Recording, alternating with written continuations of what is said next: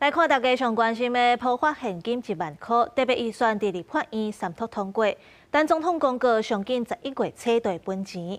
若调查即届是真有共识，拢呼吁政府速度要拼紧。审查报告修正通过。普发现金1万的进行特别预算，伫法院17三读通过。不过，在遐质疑执政党卡伫并无包含半部路健保基金，社加暑假路发出预算费顶有7项减列甲冻结。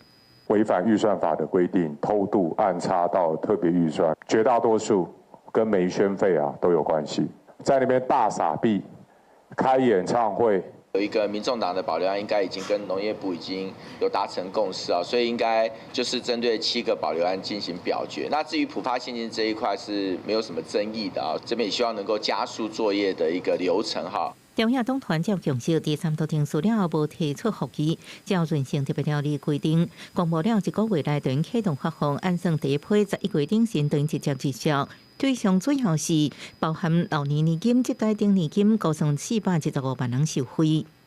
这笔韧性特别预算5700亿，都是为了要挺产业、顾民生、护弱势，还有发现金。也希望所有的人民依据行政部门所推出来的几种领取现金的方式，务必要提防慎防诈骗集团。除了直接接销，财政部也开会，领管道佫包含登记接销、ATM 领现、邮局领现、注册发放等各种。因为总金额超过2000亿，就惊被不法分子注意到，除了提醒民众警觉，亦会也呼吁启动相关机制，防止治安诈骗。记者综合报道。